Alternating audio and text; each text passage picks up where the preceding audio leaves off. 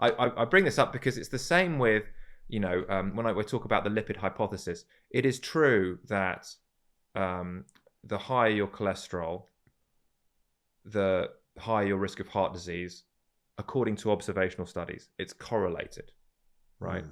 And we've poured science upon science and lots of research to basically support that hypothesis. And now statins, which lower cholesterol very effectively as a drug, are the biggest selling drug in the world, right? And who is able to afford to pay for studies? It's pharmaceutical companies and people who are going to make drugs to try and achieve a certain outcome, lowering cholesterol, whatever it is. So we're still operating off that paradigm.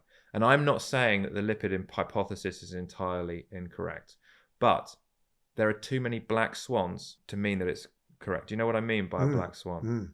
Yeah. So, but explain it. Yeah. Yeah. For benefit of people watching. So, black swan is a great great way of suggesting how you should do science. If I come up with a hypothesis, all swans are white, okay, and then one day I see a black swan. Even though all of the swans I've ever seen, hundreds, maybe thousands of swans have been white, my hypothesis is now wrong. It's been disproven by that one sighting of a black swan. To make my hypothesis correct, I now have to alter my hypothesis. All swans are white, but some are black, something like that, right? So this is actually it's a way of the way science should be done. So to bring us back to the lipid hypothesis, we see this correlation with high LDL cholesterol, specifically in heart disease.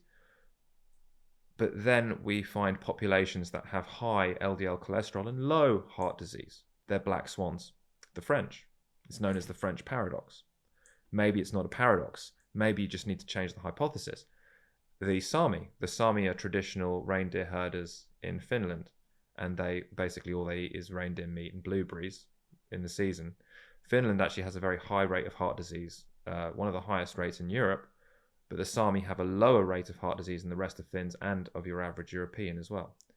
So rather than chucking the baby out with the bathwater, like the Louis Pasteur-Béchamp debate, where actually they were both right, and we had something to learn from both of those, I would suggest that, there are holes in that hypothesis that need to be filled, that we could make it stronger.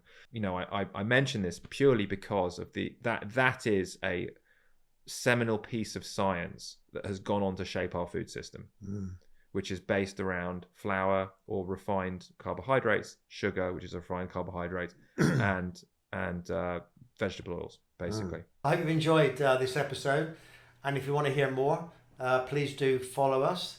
Hit the bell icon so you're notified of other podcasts when they come out, and subscribe to our channel. And I look forward to welcoming you.